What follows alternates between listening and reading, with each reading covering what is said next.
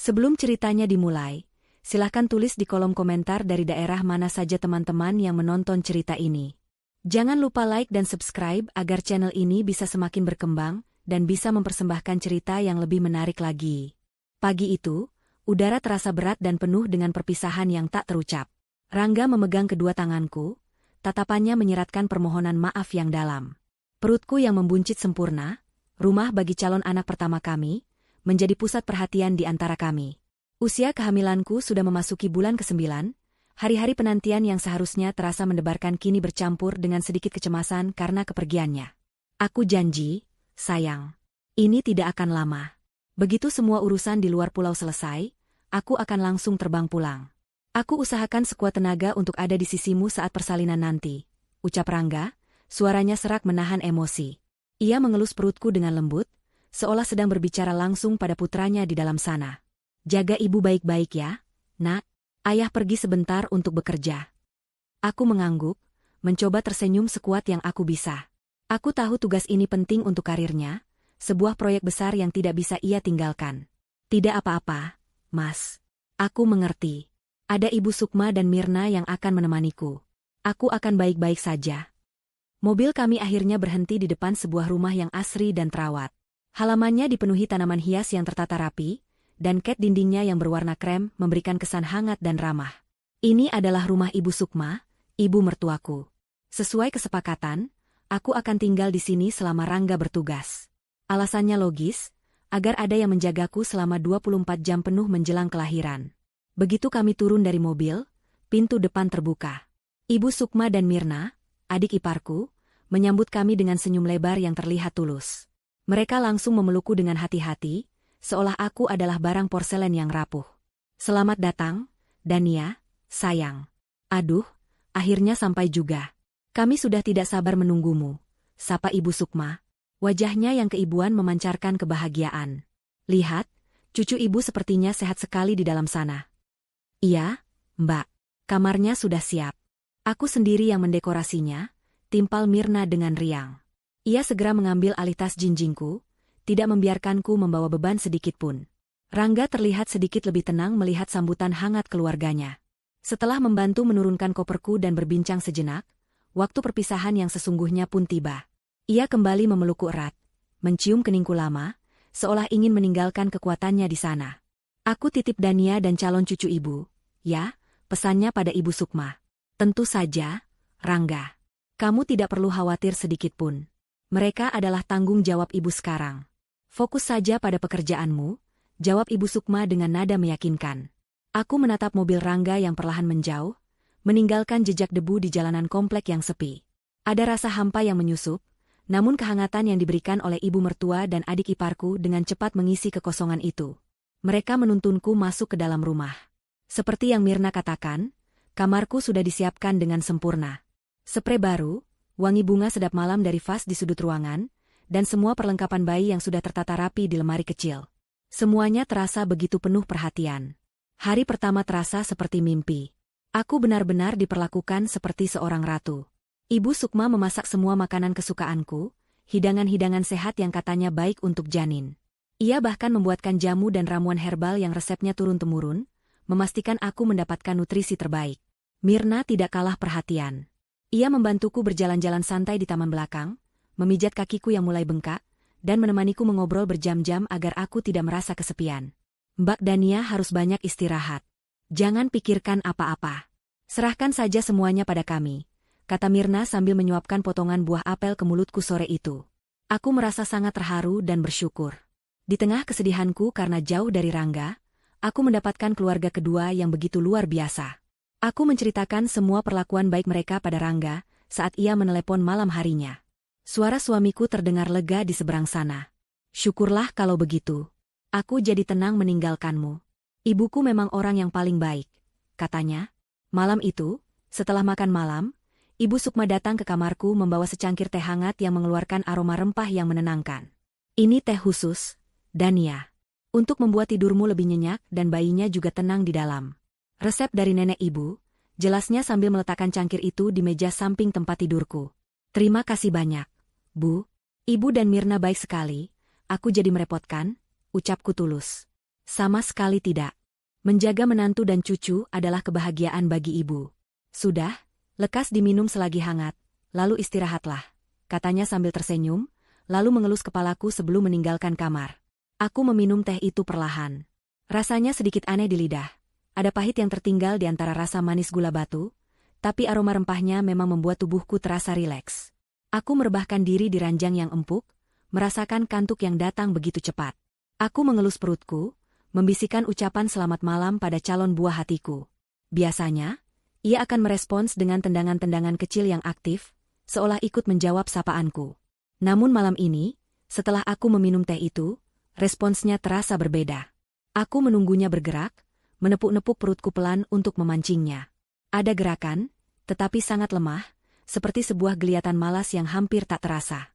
Aku mencoba berpikir positif. Mungkin ia hanya sedang tidur sangat nyenyak, karena efek teh penenang yang baru saja kuminum. Aku pun memejamkan mata, membiarkan tubuhku yang lelah terlelap dalam tidur yang dalam, menepis perasaan ganjil yang mulai menyelinap tipis di sudut hatiku. Pagi menjelang dengan sinar matahari yang menerobos masuk melalui celah gorden. Aku terbangun dengan perasaan sedikit pening, sisa dari tidur yang terlalu lelap semalam. Hal pertama yang kulakukan, seperti biasa, adalah menyapa bayiku. Aku meletakkan kedua tangan di atas perutku, menunggu sapaan paginya yang biasa berupa serangkaian gerakan aktif. Namun, yang kurasakan hanyalah keheningan. Perutku terasa tenang, terlalu tenang. Kepanikan mulai merayap di dadaku. Aku mencoba mengubah posisi tidur, miring ke kiri lalu ke kanan, sebuah trik yang biasanya berhasil membuatnya bergerak. Setelah beberapa menit yang terasa seperti selamanya, akhirnya aku merasakan sebuah tendangan kecil. Hanya satu, dan terasa begitu lemah. Aku menghela napas, mencoba meyakinkan diri bahwa semuanya baik-baik saja. Saat sarapan, aku menceritakan kegelisahanku pada Ibu Sukma. Bu, sepertinya semalam bayinya tidak seaktif biasanya. Apa mungkin karena teh herbal itu? Tanyaku dengan hati-hati, tidak ingin menyinggung perasaannya. Ibu Sukma tertawa kecil, tawa renyah yang terdengar menenangkan. Justru itu tandanya teh ibu manjur. Sayang, artinya bayinya tenang, tidak stres di dalam perut. Itu bagus sekali untuk pertumbuhannya. Kamu tidak perlu khawatir, jawabnya sambil meletakkan semangkuk bubur sumsum di hadapanku. Penjelasannya terdengar masuk akal, dan aku pun kembali merasa tenang. Namun, ketenangan itu tidak bertahan lama. Selama 4 hari berikutnya, pola yang sama terus berulang. Setiap malam aku diberi teh herbal, dan setiap pagi aku terbangun dengan perasaan cemas karena gerakan bayiku yang semakin berkurang. Perhatian dari Ibu Sukma dan Mirna yang pada awalnya terasa menenangkan, kini mulai berubah menjadi sesuatu yang lain. Sesuatu yang terasa mengekang. Hari itu, aku merasa bosan hanya berdiam diri di dalam rumah. Aku ingin berjalan-jalan sebentar di sekitar komplek untuk menghirup udara segar. Saat aku mengutarakan niatku, raut wajah Ibu Sukma langsung berubah. Jangan, Dania. Di luar itu tidak baik untuk ibu hamil tua sepertimu. Banyak debu, banyak orang. Pamali, kata orang tua dulu. Nanti kalau ada apa-apa bagaimana? Larangnya dengan nada lembut, namun tatapan matanya menunjukkan bahwa itu adalah sebuah keputusan final yang tidak bisa diganggu-gugat.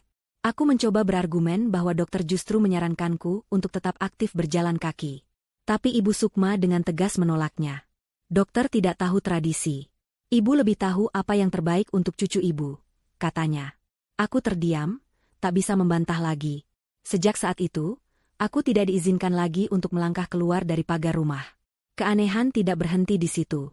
Ponselku, satu-satunya penghubungku dengan dunia luar dan terutama dengan Rangga, tiba-tiba rusak. Siang itu, Mirna sedang membantuku mengambil minum. Ia tersandung kakinya sendiri dan gelas yang dibawanya tumpah. Airnya mengguyur ponselku yang tergeletak di atas meja. Semuanya terjadi begitu cepat. Mirna panik dan meminta maaf berkali-kali dengan wajah penuh penyesalan. Aku mencoba menenangkannya, mengatakan bahwa itu hanya kecelakaan. Tapi di dalam hati, aku merasa sangat terpukul. Ponsel itu mati total dan tidak bisa dinyalakan kembali. Nanti kita pinjam ponsel ibu saja kalau mau telepon Mas Rangga. Mbak, maafkan aku ya, ucap Mirna dengan mata berkaca-kaca. Aku terpaksa mengiyakan. Tapi setiap kali aku ingin menelepon Rangga menggunakan ponsel Ibu Sukma, selalu ada alasan. Entah baterainya habis, pulsanya tidak ada, atau sinyalnya sedang jelek. Aku merasa semakin terisolasi.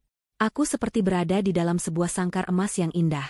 Diberi makan, dirawat, dimanjakan, Tetapi semua kebebasanku direnggut satu persatu.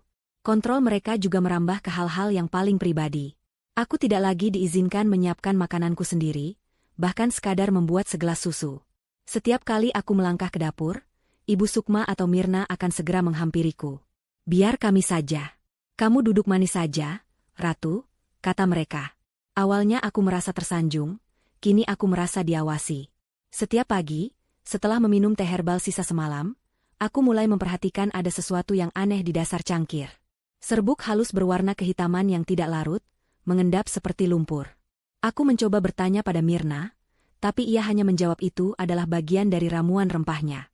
Namun, setiap kali aku ingin melihatnya lebih dekat, cangkir itu akan segera diambil dan dicuci bersih. Puncaknya terjadi pada malam keempat. Aku tidak bisa tidur. Perasaanku sungguh tidak enak. Aku memutuskan untuk pergi ke dapur mengambil air putih. Rumah sudah gelap dan sunyi. Saat aku berjalan melewati ruang keluarga, aku mendengar suara bisik-bisik dari arah taman belakang. Itu suara Ibu Sukma dan Mirna. Aku berhenti, menahan napas, dan mencoba menguping dari balik tirai jendela. Cahaya bulan yang remang-remang menyinari siluet mereka yang sedang duduk di kursi taman. Percakapan mereka terdengar lirih. Namun ada beberapa kata yang berhasil kutangkap dengan jelas, dan membuat darahku seakan berhenti mengalir. "Semuanya harus siap sebelum malam Kliwon tiba," bisik Ibu Sukma. "Bagaimana kalau Mas Rangga pulang lebih cepat, Bu?" tanya Mirna, suaranya terdengar cemas. "Dia tidak akan pulang. Proyeknya akan Ibu pastikan berjalan lebih lama. Yang penting, kita harus berhasil kali ini. Kita tidak boleh gagal lagi seperti dulu. Seluruh kekayaannya tidak boleh lari ke cucu pertama itu. Semuanya harus kembali kepada kita," jawab Ibu Sukma dengan nada dingin dan penuh keyakinan. Jantungku berdebar begitu kencang hingga terasa sakit. Gagal lagi seperti dulu? Cucu pertama? Kekayaan? Apa maksud semua ini? Badanku gemetar hebat. Manisnya perlakuan mereka selama ini terasa seperti racun yang mematikan. Aku segera berbalik badan dan mengendap-endap kembali ke kamar, mengunci pintu dari dalam. Aku duduk di tepi ranjang, memeluk perutku erat-erat. Rasa takut yang luar biasa mencekiku. Aku tidak sedang dirawat. Aku sedang dijebak. Malam itu aku tidak tidur sama sekali. Setiap suara di dalam rumah, entah itu derit kayu atau desau angin di luar, membuatku tersentak. Aku berbaring kaku di tempat tidur, memeluk perutku seolah itu adalah satu-satunya benteng pertahanan yang kumiliki. Kata-kata yang kudengar dari taman belakang terus berputar di kepalaku seperti kaset rusak. Malam Kliwon. Gagal lagi seperti dulu. Kekayaannya tidak boleh lari ke cucu pertama. Semua kepingan teka-teki yang sebelumnya tak berarti kini, menyatu membentuk sebuah gambaran yang mengerikan. Perhatian mereka yang berlebihan bukan lagi sebuah kebaikan, melainkan sebuah metode pengawasan. Makanan dan minuman yang selalu mereka siapkan bukan lagi bentuk kasih sayang, melainkan cara untuk mengontrol apa yang masuk ke dalam tubuhku dan bayiku. Teh herbal dengan serbuk hitam misterius itu, aku yakin, adalah bagian utama dari rencana mereka. Teh itu yang membuat bayiku lemah, yang membuatku tertidur begitu lelap, hingga tak menyadari apapun. Ponselku yang rusak bukan kecelakaan, melainkan cara untuk memutus komunikasiku, untuk mengisolasiku sepenuhnya. Pikiranku melayang pada istri pertama Rangga. Aku tidak pernah mengenalnya, karena ia meninggal dunia akibat pendarahan hebat setelah mengalami keguguran beberapa tahun sebelum aku bertemu Rangga. Rangga jarang membicarakannya, luka itu terlalu dalam baginya. Semua orang mengatakan itu adalah takdir yang malang. Tapi sekarang, ucapan Ibu Sukma, gagal lagi seperti dulu, menggema di telingaku. Jangan-jangan, keguguran itu bukanlah sebuah kecelakaan. Jangan-jangan, itu adalah sebuah kegagalan dari rencana mereka. Pikiran itu begitu mengerikan hingga membuatku mual. Aku menatap sekeliling kamar yang tadinya terasa nyaman. Kini, dindingnya seolah merapat, udaranya terasa pengap, dan setiap sudut gelap tampak menyimpan ancaman. Aku harus keluar dari sini. Aku dan bayiku berada dalam bahaya besar. Tapi bagaimana caranya? Aku tidak punya ponsel. Aku tidak diizinkan keluar. Setiap gerak-gerikku diawasi. Aku merasa seperti seekor lalat yang terperangkap di jaring laba-laba, dan sang laba-laba sedang menunggu waktu yang tepat untuk menerkam. Ketika pagi tiba, aku harus mengerahkan seluruh kekuatan mentalku untuk bersikap normal. Aku keluar dari kamar dengan senyum palsu yang terasa kaku di bibir. Aku menyapa Ibu Sukma dan Mirna yang sedang menyiapkan sarapan di dapur. "Pagi, Bu, Mirna." "Wah, wangi sekali masakannya," sapaku, berusaha agar suaraku tidak terdengar gemetar. "Pagi, sayang." "Tentu saja, ini ibu buatkan nasi tim ayam khusus untukmu. Biar cucu ibu dapat gizi terbaik. Balas Ibu Sukma, senyumnya masih sama ramahnya seperti hari-hari sebelumnya. Tapi kini, aku bisa melihat sesuatu yang lain di balik senyum itu. Sesuatu yang dingin dan penuh perhitungan. Aku duduk di meja makan dan memaksa diriku untuk menelan nasi tim itu. Setiap suap terasa seperti pasir di mulutku. Aku takut makanan itu sudah dicampur sesuatu. Tapi aku harus memakannya. Aku tidak boleh menimbulkan kecurigaan. Aku harus menunggu kesempatan, sekecil apapun, untuk melarikan diri atau setidaknya meminta bantuan. Kesempatan itu datang tanpa kuduga pada sore harinya. Saat itu, kami sedang duduk di ruang keluarga. Tiba-tiba telepon rumah berdering. Ibu Sukma mengangkatnya, dan dari ekspresi wajahnya yang berubah serius, aku tahu itu adalah panggilan penting. Ia berbicara dengan suara pelan, menyebut-nyebut soal investasi dan transfer uang. Sementara itu, Mirna yang sedang asyik menonton televisi tiba-tiba berteriak. Astaga, Bu, sinetron kesukaanku sudah mulai. Aku nonton di kamar saja ya, biar tidak terganggu. Serunya sambil berlari kecil menuju kamarnya. Dalam sekejap, aku sendirian di ruang keluarga. Ibu Sukma masih sibuk dengan teleponnya di ruang sebelah, dan Mirna sudah menghilang di kamarnya. Inilah kesempatanku. Jantungku berdebar kencang. Dengan gerakan sepelan mungkin, aku bangkit dari sofa dan berjalan menuju pintu depan. Aku tidak berani membukanya, terlalu berisiko. Pikiranku langsung tertuju pada teras samping yang terhubung dengan pagar pembatas ke rumah sebelah. Rumah tetangga yang selama ini hanya kulihat dari jauh. Aku melangkah ke teras samping, bersembunyi di balik pot-pot tanaman besar. Dari sini, aku bisa melihat seorang ibu-ibu parubaya sedang menyiram tanaman di halaman rumahnya. Wajahnya terlihat teduh, namun sorot matanya tajam. Ia seperti merasakan kehadiranku, karena tiba-tiba ia menoleh dan pandangan kami bertemu. Aku membeku di tempat. Wanita itu, yang kemudian ku ketahui bernama Ibu Ambar, tidak menunjukkan ekspresi terkejut. Ia hanya menatapku lekat-lekat selama beberapa detik. Lalu, dengan gerakan yang hampir tak terlihat, ia meletakkan selang airnya dan berjalan mendekati pagar bambu yang menjadi pembatas antara rumah kami. Ia memberi isyarat dengan tangannya, memintaku untuk mendekat. Keraguan sempat melandaku. Bagaimana jika ia sama saja dengan Ibu Sukma? Tapi sorot matanya menyeratkan sesuatu yang lain, sebuah kekhawatiran yang tulus. Aku memberanikan diri, melangkah pelan mendekati pagar. Ada apa? Bisikku, suaraku nyaris tak terdengar. Ibu Ambar menempelkan telunjuk di bibirnya, menyuruhku diam. Ia menoleh sekilas ke arah rumahku, memastikan tidak ada yang melihat. Lalu, ia menatapku lagi, matanya menyeratkan urgensi yang membuat bulu kuduku berdiri. Jangan tinggal di sini, bisiknya dengan suara rendah dan cepat. Rumah ini tidak aman untukmu dan bayimu. Dengar, aku tidak bisa menjelaskan banyak sekarang. Tapi malam ini, kamu harus keluar dari rumah ini. Menginaplah di rumahku, akan kutunjukkan sesuatu dari rumahku. Aku terpaku mendengar kata-katanya. Bagaimana ia bisa tahu? Perasaan takutku kini bercampur dengan secercah harapan. Bagaimana caranya? Tanyaku gemetar. Pintu belakang rumahku tidak akan kukunci. Tunggu sampai mereka semua tidur, lalu keluarlah lewat pintu belakang rumahmu dan langsung kemari. Jangan membawa apa-apa, jangan menimbulkan suara, instruksinya begitu jelas dan tegas. Tepat saat itu, aku mendengar suara Ibu Sukma menyelesaikan panggilannya. Aku panik. Ibu Ambar sepertinya juga mendengarnya. Dengan gerakan secepat kilat, ia menyelipkan secari kertas kecil yang sudah terlipat melalui celah pagar bambu ke dalam tanganku. Ini untukmu. Percayalah padaku. Keselamatanmu taruhannya, bisiknya untuk terakhir kali, sebelum ia berbalik badan dan kembali berpura-pura menyiram tanamannya seolah tidak ada apapun yang terjadi. Aku segera menyembunyikan kertas itu di dalam saku dasterku dan bergegas kembali ke ruang keluarga. Duduk di sofa tepat beberapa detik sebelum Ibu Sukma masuk. Jantungku serasa mau copot. Setelah keadaan aman, aku masuk ke kamar mandi dan membuka lipatan kertas itu dengan tangan gemetar. Isinya bukan tulisan. Isinya hanyalah sebuah gambar. Sebuah simbol aneh, seperti spiral dengan 3 titik di tengahnya. Mataku terbelalak. Simbol itu, aku pernah melihatnya. Saat aku sedang membersihkan kamar di hari kedua, aku tidak sengaja melihat simbol yang persis sama terukir samar menggunakan kapur di bawah kolong tempat tidurku.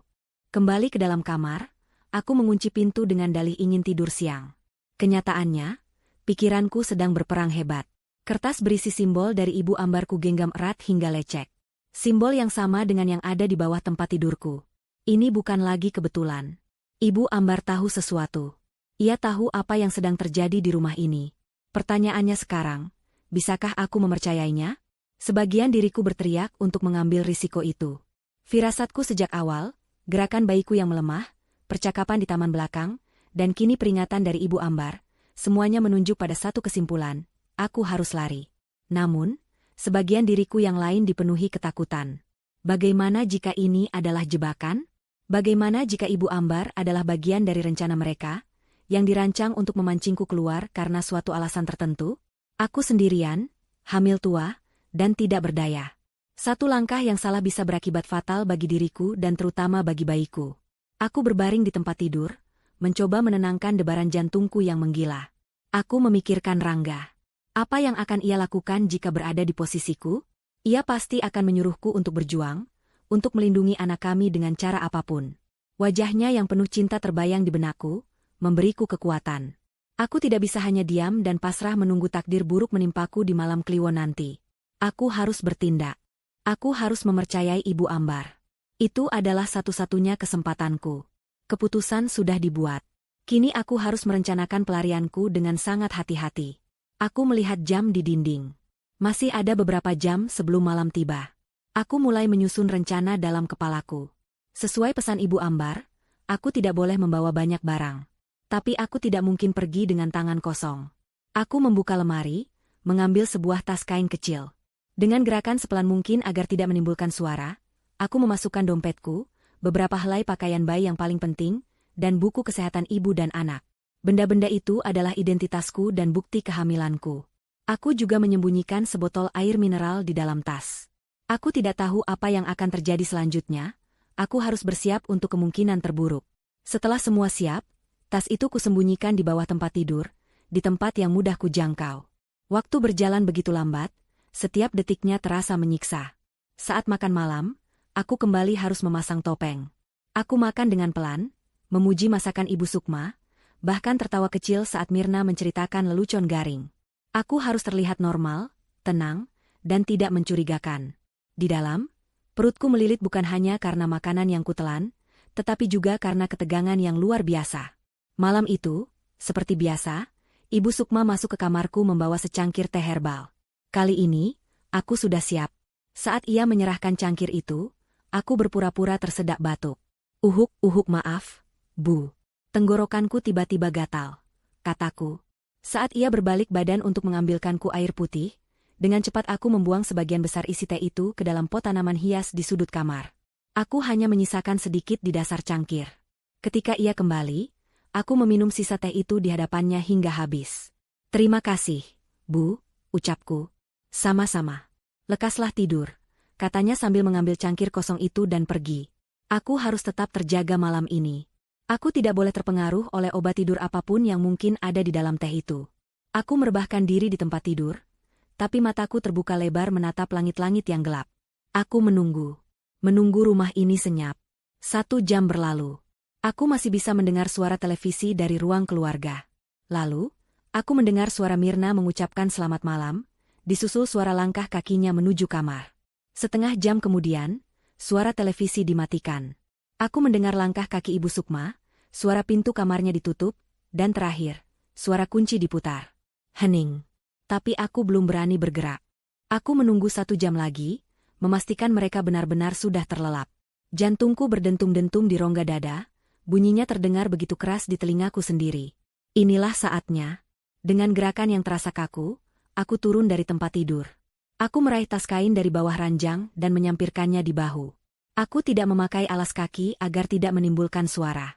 Perlahan, aku memutar kenop pintu kamarku. Bunyi, klik, pelan yang dihasilkannya terdengar seperti ledakan di tengah kesunyian. Aku menahan napas, menunggu, tapi tidak ada suara apapun dari luar. Aman.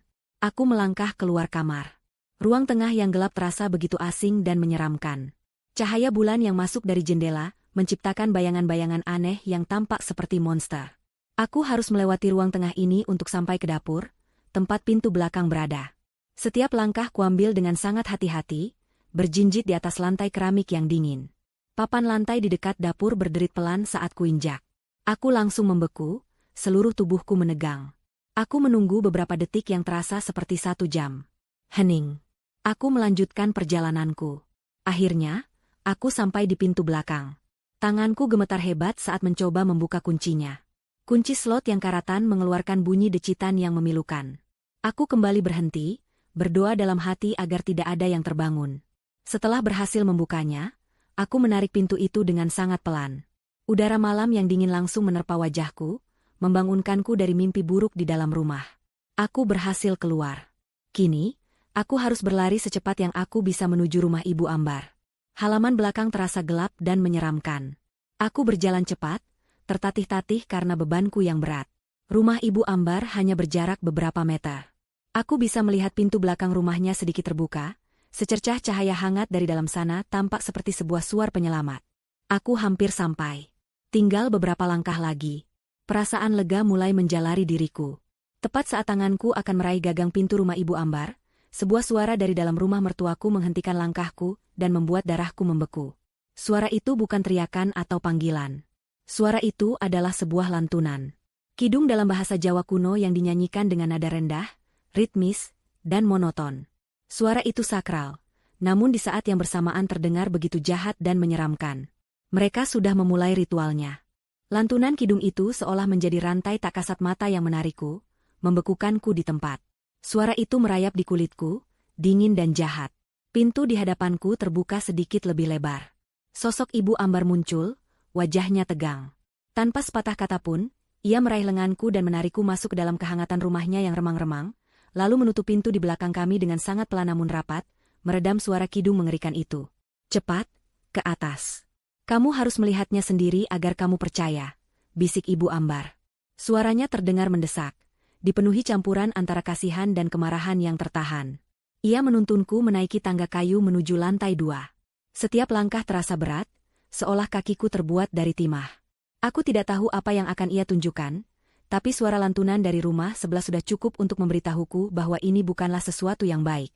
Jantungku yang tadinya berdebar kencang kini terasa seperti sebongkah batu berat di dalam dadaku. Kami tiba di sebuah kamar yang gelap. Satu-satunya sumber cahaya adalah sinar bulan yang menyusup melalui jendela besar yang menghadap langsung ke rumah Ibu Sukma. Posisi kamar ini sempurna. Dari sini, aku bisa melihat dengan jelas langsung ke dalam ruang tengah rumah mertuaku, tempat di mana lampu tidak dimatikan sepenuhnya. Ibu Ambar menunjuk ke arah jendela itu. Lihatlah, katanya pelan. Dengan napas tertahan, aku melangkah mendekati jendela. Aku mengintip dari balik tirai tipis. Dan apa yang kulihat selanjutnya membuat duniaku runtuh. Ruang tengah itu telah disulap menjadi altar pemujaan. Lantainya ditutupi kain hitam. Lilin-lilin berwarna merah menyala di setiap sudut. Apinya menari-nari liar, menciptakan bayangan-bayangan panjang dan mengerikan di dinding. Asap dupa yang tebal dan berbau aneh, campuran antara kemenyan dan wangi bunga yang memuakan, mengepul di udara. Di tengah ruangan, Ibu Sukma dan Mirna duduk bersila.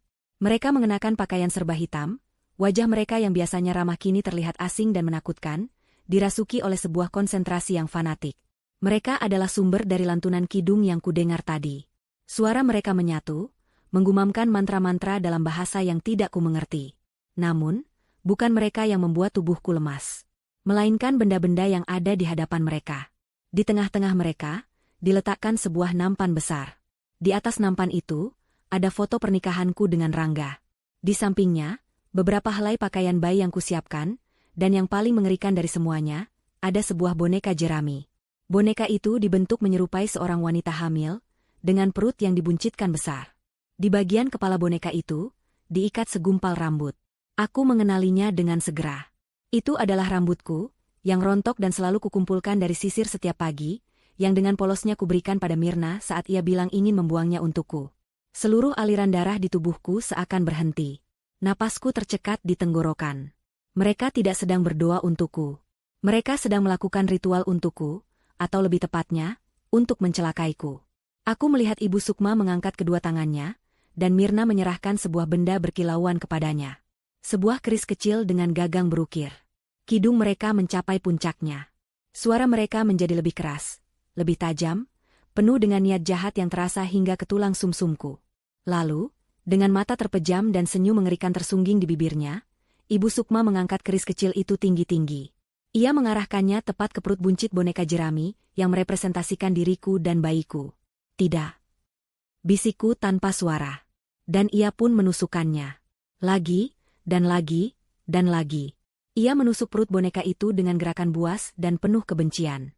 Setiap tusukan yang ia daratkan ke boneka jerami itu, terasa seperti tusukan nyata yang menghantam perutku. Rasa sakit yang tajam dan imajiner menjalari seluruh tubuhku. Kekuatanku hilang dalam sekejap. Kakiku tak lagi mampu menopang berat badanku. Pandanganku mulai kabur, dan suara kidung itu terdengar menjauh. Dunia di sekelilingku berputar hebat. Hal terakhir yang kurasakan adalah lantai yang dingin dan sepasang lengan kokoh yang menahan tubuhku sebelum aku benar-benar jatuh ke dalam kegelapan. Saat kesadaranku nyaris hilang sepenuhnya, aku mendengar suara Ibu Ambar yang terdengar begitu jelas di telingaku, mengucapkan sebuah kalimat yang menjadi paku terakhir di peti mati kepercayaanku pada keluarga suamiku. Ini bukan pertama kalinya. Istri pertama Rangga, dia juga keguguran di rumah ini. Aku tidak tahu berapa lama aku pingsan. Saat aku membuka mata, aku sudah berbaring di sofa empuk di ruang tamu Ibu Ambar. Selimut tebal menyelimuti tubuhku. Kepalaku terasa berat, dan pemandangan mengerikan dari jendela tadi kembali berkelebat di benakku seperti potongan film horor. Aku tersentak bangun, tanganku secara refleks langsung memegangi perutku. Tenang, tenang, nak. Kamu sudah aman di sini. Minumlah dulu, suara Ibu Ambar yang lembut menyadarkanku. Ia menyodorkan segelas air hangat ke arahku. Tanganku masih gemetar hebat saat menerima gelas itu. Aku meminumnya dengan susah payah, kerongkonganku terasa kering dan sakit. Setelah beberapa teguk, aku menatap Ibu Ambar. Mataku pasti memancarkan ribuan pertanyaan yang tak sanggup kuucapkan. Ibu Ambar sepertinya mengerti. Ia duduk di kursi di samping sofa, tatapannya penuh dengan simpati. Aku tahu kamu pasti bingung dan ketakutan. Aku akan menceritakan semua yang aku tahu, katanya. Ia menarik napas panjang, seolah sedang mengumpulkan kekuatan untuk membongkar sebuah rahasia kelam yang sudah lama ia simpan. Keluarga Sukma, tetanggaku itu, tidak seperti kelihatannya. Di luar mereka terlihat terpandang dan baik hati, tapi di dalam, mereka busuk. Semuanya berpusat pada obsesi Sukma terhadap harta dan kemakmuran. Sejak dulu, lanjutnya, Sukma selalu percaya pada hal-hal mistis. Ia percaya bahwa garis keturunan keluarganya memiliki semacam wahyu, kekayaan. Dan ia sangat paranoid bahwa wahyu itu bisa dicuri atau pindah ke orang lain. Terutama, ia percaya bahwa cucu pertama dari anak laki-laki satu-satunya, Rangga, akan menyedot semua keberuntungan dan kekayaan keluarga untuk dirinya sendiri. Aku mendengarkan dengan napas tertahan. Penjelasan itu begitu tidak masuk akal, begitu gila, tapi entah kenapa sangat cocok dengan apa yang kulihat dengan mata kepalaku sendiri. Beberapa tahun yang lalu, saat Rangga masih menikah dengan istri pertamanya, Alisa. Alisa adalah gadis yang baik, sama sepertimu. Saat ia hamil besar dan tinggal di rumah itu, aku sudah merasakan ada yang tidak beres. Sukma terlihat sangat manis, tapi matanya selalu mengawasi Alisa dengan tatapan aneh. Aku sering mencium bau dupa dan kemenyan aneh dari rumah mereka pada malam tengah malam tertentu. Ibu Ambar berhenti sejenak, matanya menerawang ke masa lalu. Lalu suatu malam, ambulans datang. Mereka bilang Alisa mengalami pendarahan hebat dan keguguran. Semua orang bersimpati, mengatakan itu adalah musibah. Tapi aku melihat wajah Sukma malam itu. Di wajahnya tidak ada kesedihan. Yang ada hanyalah kelegaan yang ganjil, dan sedikit kekecewaan. Seolah rencananya tidak berjalan sesuai harapan. Sejak saat itu, aku tahu. Aku tahu mereka telah melakukan sesuatu pada Alisa dan bayinya. Air mataku mulai mengalir tanpa bisa kutahan. Jadi Alisa, nasib malang yang menimpanya bukanlah takdir. Kenapa ibu tidak melapor? Tanyaku dengan suara parau. Ibu Ambar menatapku dengan tatapan sedih. Apa buktinya? Nak, aku hanya seorang tetangga dengan kecurigaan. Aku tidak melihat apa-apa secara langsung. Jika aku melapor, aku hanya akan dianggap gila atau pengadu domba. Mereka akan dengan mudah menyangkal semuanya. Aku tidak punya kekuatan untuk melawan mereka saat itu. Tapi kali ini berbeda. Lanjutnya, suaranya kini terdengar lebih tegas. Saat aku melihatmu datang, dengan perut sebesar itu, aku tahu mereka akan mengulanginya lagi. Aku sudah mengawasi rumah itu setiap hari. Aku melihat Mirna menaburkan sesuatu di pot tanamanmu, aku melihat mereka membakar dupa di tengah malam. Puncaknya sore tadi, saat aku melihatmu di teras, aku tahu aku tidak punya banyak waktu. Aku harus bertindak, dengan atau tanpa bukti kuat. Setidaknya aku harus menyelamatkanmu lebih dulu.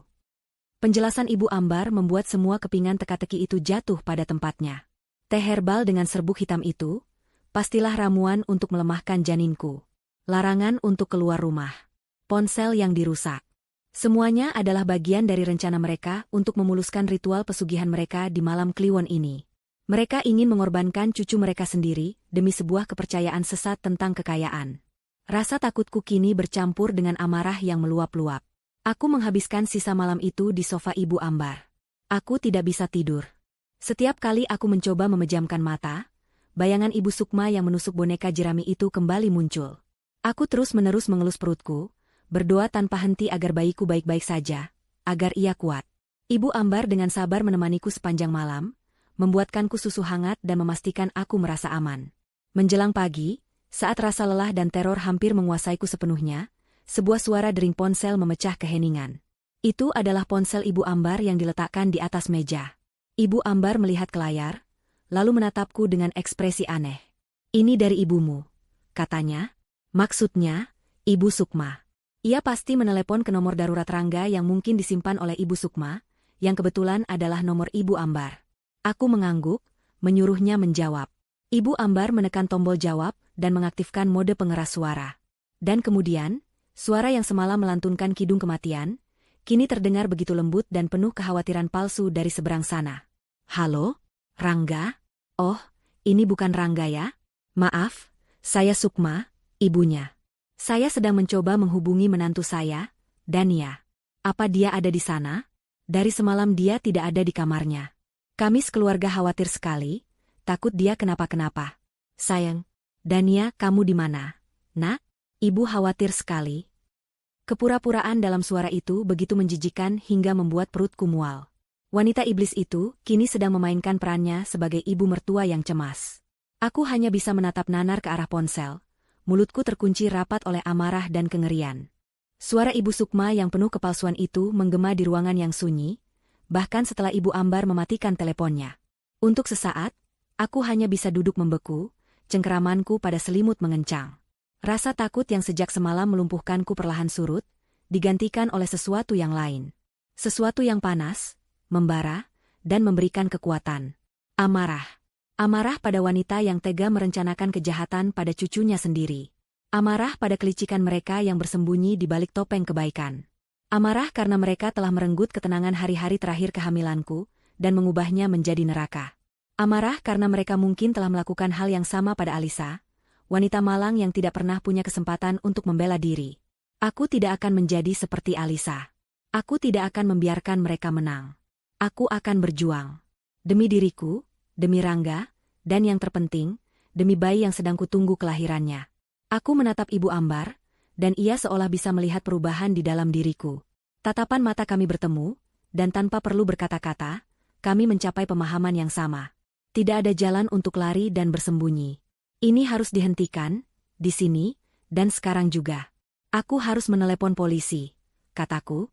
Suaraku yang keluar tidak lagi gemetar, melainkan dingin dan mantap. Tekadku sudah bulat. Ibu Ambar mengangguk setuju. Itu keputusan yang tepat, Nak. Tapi kita harus melakukannya dengan benar. Kita harus memikirkan apa yang akan kamu katakan. Mereka akan sulit percaya jika kamu hanya bercerita tentang ritual. Kami duduk bersama, merencanakan kata-kata yang akan kuucapkan. Ibu Ambar, dengan pengalamannya yang lebih luas, memberiku nasihat yang sangat berharga.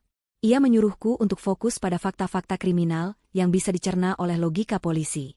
Penyebutan ritual dan pesugihan bisa menjadi bumerang, membuatku terdengar tidak stabil secara emosional. Katakan pada mereka bahwa kamu sedang hamil tua dan dititipkan di rumah mertuamu. Ibu Ambar memulai. Katakan bahwa selama di sana kamu merasa disekap, tidak diizinkan keluar. Katakan bahwa mereka memberimu minuman aneh setiap malam yang membuatmu dan janinmu lemah. Katakan bahwa kamu berhasil melarikan diri ke rumah tetangga, karena merasa nyawamu terancam. Aku akan menjadi saksimu. Aku menyerap setiap kata-katanya. Iya benar. Aku harus menyajikan fakta yang tak terbantahkan. Ritual mengerikan yang kulihat akan menjadi bukti dari niat jahat mereka, sebuah motif gila di balik percobaan kejahatan yang mereka lakukan. Dengan tangan yang kini terasa lebih stabil, aku mengambil ponsel Ibu Ambar. Aku menekan nomor darurat kepolisian. Jantungku kembali berdebar, bukan karena takut, melainkan karena adrenalin. Setelah beberapa kali nada sambung, sebuah suara operator yang tenang menjawab panggilan. "Selamat pagi, kepolisian resor, ada yang bisa kami bantu? Selamat pagi, Pak. Aku memulai, berusaha menjaga suaraku tetap tenang dan jelas. Nama saya Dania. Saya ingin melaporkan adanya tindak kejahatan. Saya sedang dalam bahaya. Operator di seberang sana langsung merespons dengan profesional. Ia menanyakan namaku, lokasiku, dan sifat ancaman yang kuhadapi. Aku menceritakan semuanya, poin per poin, persis seperti yang telah kurancangkan dengan Ibu Ambar. Aku menjelaskan statusku sebagai wanita hamil 9 bulan yang sedang dititipkan di rumah mertua, karena suamiku dinas di luar kota. Saya merasa disekap. Pak, saya tidak diizinkan keluar rumah. Selama 4 hari saya dipaksa meminum ramuan yang saya curigai mengandung obat yang berbahaya. Karena sejak meminumnya, gerakan janin saya sangat melemah. Jelasku. Tadi malam, saya berhasil melarikan diri ke rumah tetangga saya, Ibu Ambar. Dari rumahnya, saya melihat dengan mata kepala sendiri, ibu mertua saya, Ibu Sukma, dan adik ipar saya, Mirna, sedang melakukan sesuatu yang sangat mengancam keselamatan saya dan bayi saya. Sesuatu seperti apa, Bu? Tanya operator itu, nadanya mulai terdengar lebih serius. Mereka melakukan sebuah ritual menggunakan foto, pakaian, dan boneka yang dibuat menyerupai saya. Mereka berniat mencelakai saya dan janin saya. Saya mohon, Pak, tolong kirim patroli ke sini. Bukti-buktinya pasti masih ada di dalam rumah. Aku memohon, membiarkan sedikit urgensi masuk ke dalam suaraku. Tetangga saya, Ibu Ambar, bersedia menjadi saksi atas semua keanehan yang terjadi di rumah itu. Aku memberikan alamat lengkap rumah Ibu Sukma, dan juga alamat rumah Ibu Ambar tempatku berlindung. Operator itu mengatakan akan segera mengirimkan unit patroli terdekat untuk memeriksa laporan tersebut. Setelah panggilan berakhir, aku merasa sedikit lega, namun ketegangan yang sesungguhnya baru saja dimulai. Sekarang yang bisa kami lakukan hanyalah menunggu. Aku dan Ibu Ambar duduk di dekat jendela, mengintip ke arah jalanan dengan cemas. Bagaimana jika polisi datang terlambat? Bagaimana jika Ibu Sukma dan Mirna sudah membersihkan semuanya? Bagaimana jika polisi tidak mempercayaiku? Ribuan kemungkinan buruk berkelebat di kepalaku. Tanganku tak henti-hentinya mengelus perut, seolah sedang meyakinkan putraku bahwa semuanya akan baik-baik saja, bahwa pertolongan sedang dalam perjalanan. Di tengah penantian yang menyiksa itu, sebuah getaran singkat terasa dari ponsel Ibu Ambar yang kupegang. Sebuah pesan masuk. Jantungku mencelos saat melihat nama pengirimnya di layar. Mas Rangga. Dengan tangan gemetar, aku membuka pesan itu. Isinya singkat, ceria, dan penuh dengan cinta yang polos. Sebuah pesan dari dunia normal yang terasa begitu jauh dari neraka yang sedang kuhadapi. Landing sebentar lagi, sayang. Nggak sabar ketemu kamu dan jagoan kita. Aku langsung ke rumah ibu ya. I love you. Air mataku langsung tumpah. Rangga akan segera pulang. Ia akan pulang ke sebuah pemandangan yang tak pernah ia bayangkan. Ia akan pulang dan menemukan bahwa ibu dan adik yang sangat ia hormati adalah monster berhati iblis. Aku menangis tanpa suara. Bukan hanya karena takut, tapi juga karena patah hati untuk suamiku, untuk keluarga kami yang akan hancur lebur oleh pengkhianatan yang paling keji ini. Tidak lama setelah pesan dari Rangga masuk, deru sirene yang samar-samar terdengar dari kejauhan mulai mendekat. Suara itu adalah musik termerdu yang pernah kudengar. Sebuah mobil patroli polisi akhirnya berbelok ke jalan komplek kami yang sepi, dan berhenti tepat di depan rumah Ibu Sukma. 2 orang petugas polisi berseragam turun dari mobil, langkah mereka tegap dan penuh wibawa. Aku dan Ibu Ambar mengamati semuanya dari balik tirai jendela, jantung kami berdebar kencang seirama. Ini adalah momen kebenaran. Salah satu petugas berjalan menuju gerbang dan menekannya. Beberapa saat kemudian, pintu depan terbuka. Sosok Ibu Sukma muncul. Dari kejauhan pun, aku bisa melihat aktingnya yang luar biasa. Begitu melihat polisi, ia langsung memasang ekspresi kaget yang diikuti dengan wajah cemas dan panik. Ia menempelkan kedua tangan di pipinya, seolah baru saja mengalami tragedi. Kami tidak bisa mendengar percakapannya, tapi kami bisa melihat gestur tubuhnya yang meyakinkan. Ia menunjuk-nunjuk ke sekeliling, menggelengkan kepalanya dengan sedih, sesekali mengusap matanya seolah sedang menangis. Ia sedang memainkan perannya sebagai ibu mertua yang kebingungan dan patah hati, karena menantunya yang sedang hamil tua tiba-tiba menghilang. Mirna kemudian muncul di belakangnya, ikut memasang wajah sedih yang sama. Petugas polisi itu terlihat mendengarkan dengan saksama, sesekali mencatat di buku kecilnya. Aku mulai merasa takut. Akting Ibu Sukma begitu sempurna. Bagaimana jika polisi termakan oleh kebohongannya? Bagaimana jika mereka hanya akan mencatat laporan orang hilang dan kemudian pergi? Sekarang saatnya, Nak, bisik Ibu Ambar, seolah bisa membaca pikiranku. Kita harus keluar dan menunjukkan diri. Mengambil napas dalam-dalam untuk mengumpulkan seluruh keberanianku, aku mengangguk. Dengan Ibu Ambar yang berjalan di sisiku, memberiku kekuatan, kami membuka pintu depan rumahnya dan melangkah keluar. Kami berjalan perlahan menyeberangi halaman rumput yang memisahkan kedua rumah kami, menuju gerbang tempat para polisi dan kedua iblis itu berdiri. Semua mata langsung tertuju pada kami. Percakapan mereka terhenti seketika. Aku bisa melihat ekspresi Ibu Sukma dan Mirna berubah dalam sepersekian detik. Wajah cemas dan sedih yang mereka pasang langsung lenyap, digantikan oleh keterkejutan yang tak bisa ditutupi. Mata Ibu Sukma membelalak, dan di dalam sorot matanya yang kini menatapku tajam, aku bisa melihat kilatan kebencian dan kepanikan yang nyata. Topengnya telah terlepas. Itu dia menantu saya, Pak, seru Ibu Sukma, dengan cepat mencoba menguasai keadaan. Dania, ya Tuhan, sayang, kamu dari mana saja? Kami semua khawatir setengah mati mencarimu. Ia mencoba berlari ke arahku seolah ingin memeluk. Namun salah satu petugas menahannya dengan isyarat tangan. Ibu Dania? Tanya petugas yang lebih senior, menatapku dengan tatapan menyelidik. Apakah ibu yang tadi menelepon kami? Benar, Pak. Saya Dania. Jawabku, suaraku terdengar lebih kuat dari yang kuduga. Aku berdiri tegak, menatap langsung ke mata Ibu Sukma tanpa rasa takut. Dan saya tidak hilang. Saya melarikan diri dari rumah ini untuk menyelamatkan nyawa saya dan anak saya. Wajah Ibu Sukma berubah pucat pasi. Apa maksudmu, Dania? Kenapa kamu bicara seperti itu? Kami merawatmu dengan sangat baik. Serunya, nadanya kini terdengar histeris. Bolehkah kami masuk untuk memeriksa keadaan di dalam rumah, Bu Sukma? Tanya petugas itu dengan nada sopan namun tegas, kini sepenuhnya mengabaikan sandiwara ibu mertuaku. Ibu Sukma tidak punya pilihan lain selain mempersilakan mereka masuk. Aku dan Ibu Ambar mengikuti dari belakang. Begitu melangkah masuk ke dalam rumah, aku bisa mencium sisa-sisa bau dupa yang coba mereka hilangkan dengan pengharum ruangan. Ruang tengah terlihat sudah dirapikan, namun aura dingin dan mencekam dari ritual semalam masih terasa pekat di udara. Ibu Dania, bisa tunjukkan pada kami di mana bukti-bukti yang Anda sebutkan di telepon tadi? Tanya petugas itu. Dengan jantung yang berdebar, aku menunjuk ke arah ruang tengah. Semalam, di ruangan ini, mereka melakukan ritual, Pak. Menggunakan foto saya, pakaian bayi, dan boneka. Itu tidak benar. Dia mengigau, Pak. Mungkin stres karena hamil, sanggah Mirna dengan cepat.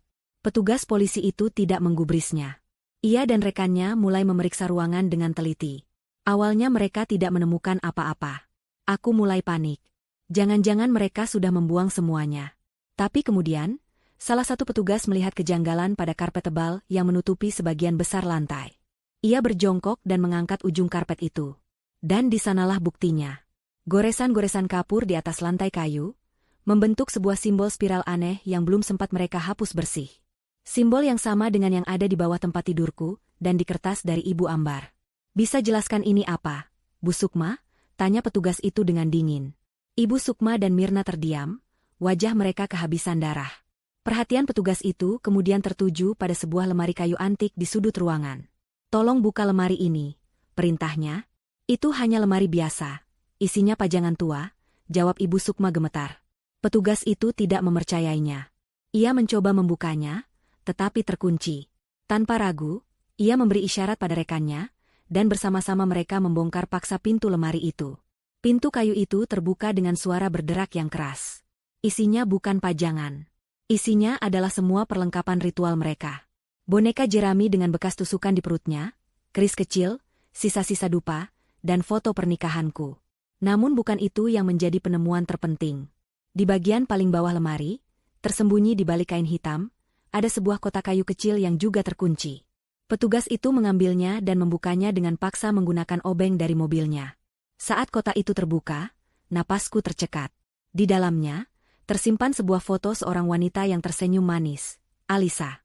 Di samping foto itu, ada sepasang sepatu bayi mungil yang sudah menguning karena waktu, dan segumpal rambut hitam yang diikat dengan benang merah. Itu adalah paku terakhir di peti mati mereka. Bukti tak terbantahkan bahwa kejahatan ini sudah pernah mereka rencanakan sebelumnya. Saat kotak kayu itu terbuka, keheningan yang mencekam menyelimuti ruang tengah. Semua mata tertuju pada isinya yang mengerikan. Foto Alisa yang tersenyum, sepasang sepatu bayi, dan gumpalan rambut itu bukan lagi sekadar benda. Mereka adalah nisan bisu dari sebuah kejahatan masa lalu, sebuah bukti fisik dari niat jahat yang telah bersemayam di rumah ini sejak lama. Udara terasa berat, seolah arwah Alisa sendiri hadir di ruangan itu, menuntut keadilan yang telah lama tertunda. Ibu Sukma mengeluarkan suara seperti erangan tertahan, suara binatang yang terluka dan terpojok. Wajahnya yang pucat kini berubah menjadi keabuan. Ia menatap isi kotak itu dengan mata terbelalak, seolah melihat hantu. Seluruh energi jahat dan kepercayaan dirinya yang angkuh luruh dalam sekejap, meninggalkannya sebagai sosok wanita tua yang rapuh dan kalah. Itu bukan apa-apa, desisnya, suaranya bergetar hebat. Itu hanya kenang-kenangan. Alisa adalah menantuku, aku menyayanginya. Tapi kebohongannya kini terdengar begitu hampa dan menyedihkan. Tidak ada seorang pun di ruangan itu yang mempercayainya. Mirna, di sisi lain, bereaksi dengan cara yang berbeda. Ia tidak mencoba menyangkal. Ia hanya menatap kosong ke arah kotak itu, dan kemudian tubuhnya mulai gemetar hebat. Ia mundur selangkah, lalu 2 langkah, menjauh dari ibunya seolah wanita itu adalah sumber wabah penyakit. "Cukup, Bu," bisik Mirna, suaranya nyaris tak terdengar. "Sudah cukup." Petugas polisi yang senior itu dengan hati-hati menutup kembali kotak kayu itu. Ia menatap Ibu Sukma dan Mirna dengan tatapan dingin yang tak menyisakan ruang untuk belas kasihan. "Ibu Sukma dan Anda, Nona Mirna, Anda kami tahan untuk dimintai keterangan lebih lanjut atas dugaan percobaan pembunuhan berencana dan pengancaman," katanya dengan nada formal yang tegas. "Anda berhak untuk diam. Apapun yang Anda katakan bisa dan akan digunakan untuk melawan Anda di pengadilan."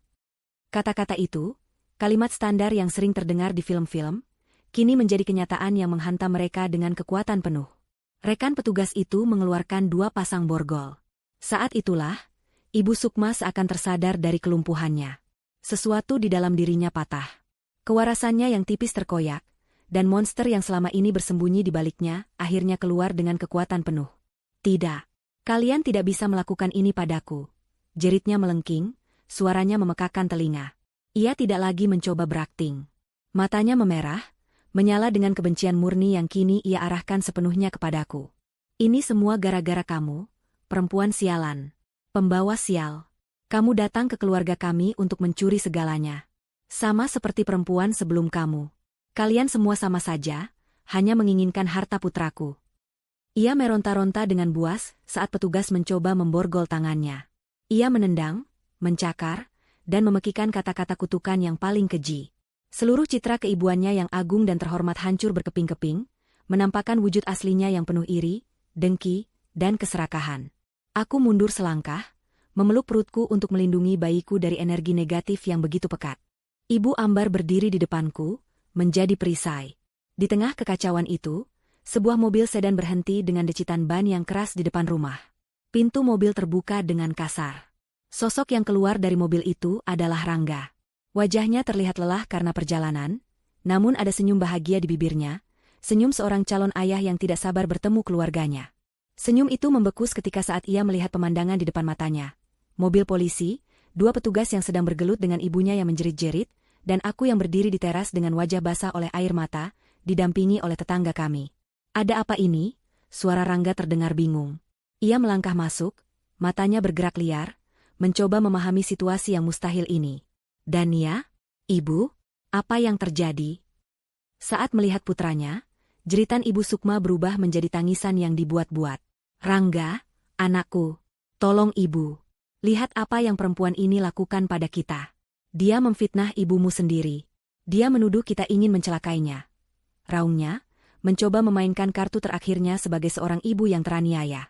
Rangga menatapku, lalu pada ibunya, lalu kembali padaku. Di matanya, aku bisa melihat kebingungan dan rasa sakit yang luar biasa. Ia berjalan ke arahku. "Dania, jelaskan padaku. Ini semua pasti salah paham, kan?" tanyanya, suaranya bergetar, memohon agar aku mengatakan bahwa semua ini hanyalah mimpi buruk. Aku tidak sanggup berkata-kata. Aku hanya bisa menggelengkan kepala, air mataku kembali mengalir deras. Ibu Ambar yang akhirnya angkat bicara. "Lebih baik kamu melihatnya sendiri, Nak Rangga. Lihatlah apa yang telah disiapkan oleh ibu dan adikmu untuk menyambut kelahiran cucu mereka," katanya dengan nada datar namun penuh makna. Ia menunjuk ke arah ruang tengah, di mana semua bukti kejahatan itu masih tergeletak. Rangga melangkah ragu ke dalam.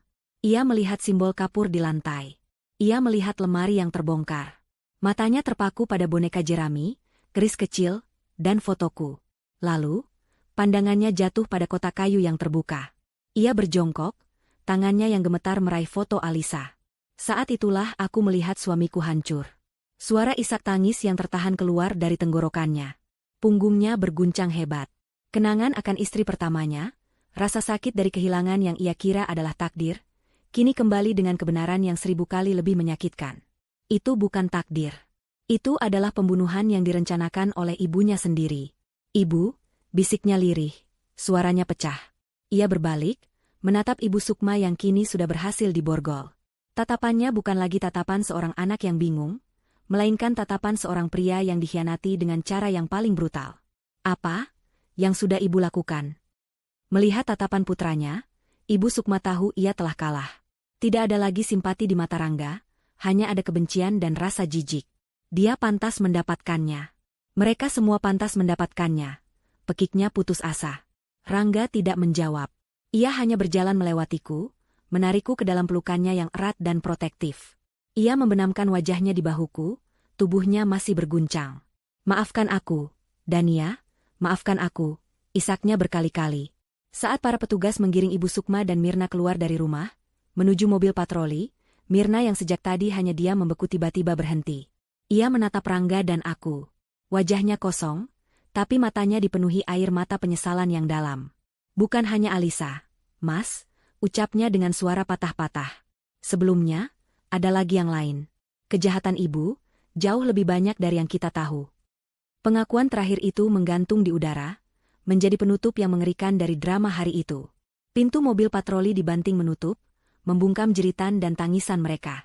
Sirene kembali meraung, membawa pergi dua sosok yang pernah menjadi keluarga bagi kami, meninggalkan kami berdua di tengah puing-puing kehancuran dan pengkhianatan, dengan sebuah rahasia kelam baru yang bahkan lebih mengerikan dari yang bisa kami bayangkan.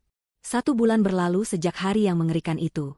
Waktu berjalan lambat, setiap harinya diisi dengan proses hukum yang menguras emosi dan pemberitaan media yang tak henti-hentinya. Rumah Ibu Sukma telah disegel dengan garis polisi, menjadi monumen bisu dari kejahatan yang tersembunyi di baliknya. Kami pindah ke sebuah rumah kontrakan kecil yang sederhana, berusaha menata kembali hidup kami dari nol, jauh dari kenangan buruk yang menghantui setiap sudut kota itu. Rangga adalah pilar kekuatanku. Ia menemaniku melewati setiap mimpi buruk, setiap serangan panik, dan setiap pemeriksaan di kantor polisi. Aku melihatnya berjuang melawan rasa sakit dan pengkhianatan yang merobek-robek jiwanya. Ia harus menerima kenyataan bahwa ibu yang ia puja adalah seorang pembunuh berdarah dingin dan adik yang ia sayangi adalah kaki tangannya. Ia memutuskan hubungan dengan seluruh keluarga besarnya, yang ternyata sebagian besar tahu atau setidaknya menaruh curiga pada kelakuan Ibu Sukma namun, memilih untuk diam demi menjaga nama baik keluarga. Di tengah badai itu, ikatan kami justru menjadi semakin kuat, ditempa oleh kesedihan dan dipererat oleh janji untuk saling melindungi. Ibu Ambar menjadi malaikat pelindung kami. Ia tidak pernah absen mengunjungi kami, membawakan makanan, atau sekadar duduk menemaniku saat Rangga harus mengurus berkas-berkas di kejaksaan. Ia menjadi sosok ibu yang sesungguhnya bagiku, memberikan kehangatan dan nasihat tanpa pamrih. Hingga akhirnya, hari yang kunantikan pun tiba. Di sebuah malam yang diwarnai hujan deras, kontraksiku dimulai. Dengan ditemani Rangga yang tak pernah melepas genggaman tanganku, aku berjuang selama berjam-jam. Dan saat fajar pertama menyingsing, diiringi tangisan pertama yang membelah keheningan ruang persalinan, putra kami lahir ke dunia. Ia sehat, kuat, dan sempurna. Saat perawat meletakkannya di dadaku, aku menangis. Bukan tangis kesedihan, melainkan tangis kelegaan, kebahagiaan, dan kemenangan. Kami berhasil. Kami telah melewati badai tergelap, dan kini kami memegang pelangi kami. Kehadiran putra kami, yang kami beri nama Arka, yang berarti cahaya pelindung, menjadi titik balik bagi kami. Ia adalah fajar harapan kami yang baru. Sementara kami belajar menjadi orang tua baru, proses persidangan Ibu Sukma dan Mirna terus berjalan dan menjadi sorotan nasional. Pengakuan Mirna membuka kotak Pandora yang berisi kejahatan-kejahatan lain yang jauh lebih kelam. Terungkap bahwa sebelum Alisa, ada korban lain. Seorang rekan bisnis ayah Rangga yang meninggal dalam kecelakaan setelah menolak bekerja sama. Ibu Sukma adalah dalang di baliknya, menggunakan racun yang sama liciknya dengan ritual yang ia siapkan untukku. Kesaksian dari beberapa mantan asisten rumah tangga, yang selama ini takut untuk bicara, semakin memberatkan posisi mereka. Mereka menceritakan bagaimana Ibu Sukma selalu terobsesi dengan kekayaan, dan tidak segan menyingkirkan siapapun yang ia anggap sebagai ancaman. Puncaknya adalah saat Mirna memberikan kesaksian penuh di pengadilan. Dengan berlinang air mata, ia menceritakan bagaimana ia dicuci otak dan dimanipulasi oleh ibunya sejak kecil. Diajarkan untuk percaya bahwa kekayaan adalah segalanya dan bahwa dunia di luar sana ingin merampasnya dari mereka. Ia mengakui perannya dalam merusak ponselku, memberikan teh herbal, dan membantu menyiapkan ritual. Pengakuannya yang jujur dan penuh penyesalan mungkin sedikit meringankan hukumannya, tetapi tidak dengan ibunya. Ibu Sukma tidak pernah menunjukkan penyesalan. Hingga akhir, ia terus menyalahkanku, menyalahkan Alisa, menyalahkan dunia atas nasibnya. Ia berteriak dan mengutuk di ruang sidang, menunjukkan pada semua orang betapa busuk hatinya. Akhirnya, hari putusan pun tiba. Palu hakim diketuk dengan keras, mengakhiri semuanya. Mirna divonis 20 tahun penjara atas keterlibatannya. Sedangkan Ibu Sukma, atas rangkaian kejahatan pembunuhan berencana dan percobaan pembunuhan, divonis hukuman penjara seumur hidup. Karma telah datang menagih utangnya. Keserakahannya yang tak terbatas telah membawanya ke dalam kurungan abadi, kehilangan semua yang pernah ia miliki, kebebasan, kehormatan, dan yang terpenting, putra satu-satunya. Keadilan terasa begitu manis dan memuaskan. Beberapa tahun kemudian, kami sudah pindah ke kota lain, memulai lembaran hidup yang benar-benar baru di sebuah rumah kecil dengan taman yang indah. Rangga menemukan pekerjaan baru yang ia sukai, dan aku menikmati peranku sebagai seorang ibu. Arka tumbuh menjadi anak laki-laki yang ceria, pintar, dan penuh tawa. Ia adalah matahari di alam semesta kami. Ibu Ambar, yang kami panggil Nenek Ambar, sering datang berkunjung, menjadi bagian tak terpisahkan dari keluarga kecil kami. Sore itu, aku dan Rangga sedang duduk di teras belakang, memperhatikan Arka yang sedang asyik mengejar kupu-kupu di halaman rumput. Sinar matahari keemasan menerpa wajahnya yang mungil, menciptakan pemandangan yang begitu damai dan sempurna. Rangga merangkul bahuku. Lihat dia. Dia begitu bahagia, bisiknya. Karena dia hanya dikelilingi oleh cinta. Jawabku sambil menyandarkan kepalaku di bahunya. Kita berhasil, Mas. Kita melindunginya. Ia mencium puncak kepalaku. Bukan. Kamu yang berhasil. Kamu adalah wanita terkuat yang pernah aku kenal, Dania. Kamu adalah pahlawannya. Aku menatap putra kami, lalu menatap suamiku. Luka dari masa lalu mungkin tidak akan pernah hilang sepenuhnya. Ia akan selalu menjadi bagian dari cerita kami. Tapi luka itu tidak lagi terasa sakit. Ia telah berubah menjadi pengingat akan kekuatan cinta, keberanian, dan harapan. Kami telah berjalan melewati lembah kematian dan menemukan surga kami sendiri di sini, di tempat sederhana ini, di dalam kehangatan keluarga kecil kami. Aku tersenyum, senyum yang tulus dari lubuk hatiku. Fajar kami telah tiba, dan hari-hari di depan kami terbentang cerah dan penuh dengan cahaya. 10 tahun kemudian. Pagi di hari Minggu terasa hangat dan penuh dengan aroma manis dari kue coklat yang baru saja matang. Di taman belakang sebuah rumah yang asri, tawa riang seorang anak laki-laki memecah keheningan.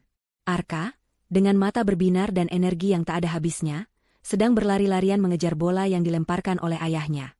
Di usianya yang ke-10, ia tumbuh menjadi anak yang cerdas, percaya diri, dan penuh empati, sama sekali tidak menyadari betapa kelam badai yang pernah mengancam kehadirannya di dunia ini. Dania memperhatikan pemandangan itu dari teras, secangkir teh hangat di tangannya.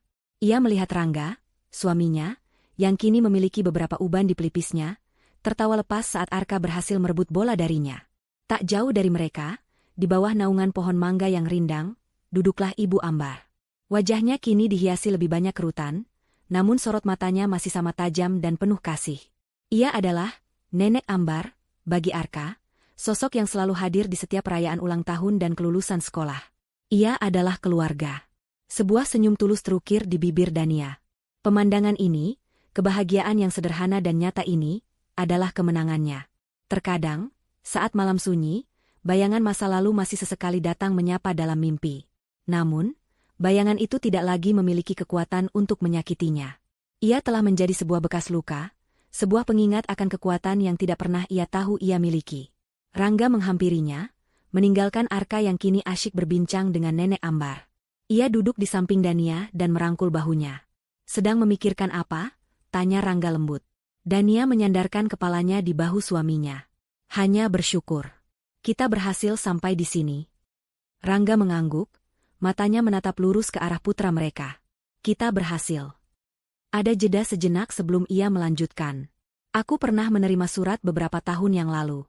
Surat dari lembaga pemasyarakatan. Ibu meninggal dunia di dalam penjara. Sendirian. Dania tidak terkejut. Ia hanya menghela napas panjang, melepaskan sisa-sisa beban terakhir dari masa lalu. Tidak ada kebencian di hatinya, hanya kehampaan dan rasa kasihan pada seorang wanita yang membiarkan keserakahannya menelan jiwanya sendiri. Bagaimana dengan Mirna? Tanyanya pelan. Dia juga pernah mengirim surat, sekitar setahun yang lalu. Surat permintaan maaf yang sangat panjang. Ia bilang, ia menghabiskan waktunya di dalam sana untuk menebus dosanya dan berharap suatu hari nanti aku bisa memaafkannya. Jawab Rangga. Aku membalas suratnya sekali. Aku katakan padanya, bahwa aku telah memaafkannya demi kedamaian hatiku sendiri. Tapi, pintu untuk kembali ke keluarga kita sudah tertutup selamanya. Aku harap ia bisa menemukan jalannya sendiri setelah bebas nanti. Keputusan Rangga adalah keputusan mereka berdua. Memaafkan bukan berarti melupakan, dan melindungi kedamaian keluarga kecil mereka adalah prioritas utama. Mereka telah belajar dengan cara yang paling menyakitkan, bahwa beberapa pintu memang harus ditutup dan dikunci untuk selamanya. Selamat ulang tahun, jagoan ayah, seru Rangga, mengalihkan pembicaraan saat Arka berlari menghampiri mereka. Arka melompat ke pangkuan Dania, memeluknya erat. Ibu, kuenya sudah boleh dipotong? Tanyanya dengan tidak sabar. Dania tertawa dan mencium puncak kepala putranya. Tentu, sayang. Ayo kita panggil Nenek Ambar. Mereka berempat berkumpul mengelilingi meja kecil di teras. Di atasnya ada kue coklat dengan 10 lilin warna-warni yang menyala terang. Saat Arka memejamkan mata untuk mengucapkan permohonan sebelum meniup lilin, Dania menatap wajah-wajah orang yang paling ia cintai. Rangga, suaminya yang setia. Arka, cahaya hidupnya. Ibu Ambar, malaikat pelindungnya. Api lilin itu menari-nari, memantulkan cahaya harapan di mata mereka. Saat Arka meniupnya hingga padam dan asap tipis mengepul ke udara, Dania tahu dengan pasti bahwa semua kegelapan telah sirna, terhapus oleh waktu dan cinta yang tak terbatas. Lingkaran setan yang penuh kebencian dan keserakahan telah putus. Di tempatnya, kini telah tumbuh sebuah lingkaran cinta yang kokoh, yang akan selalu mereka jaga dengan segenap jiwa mereka, selamanya.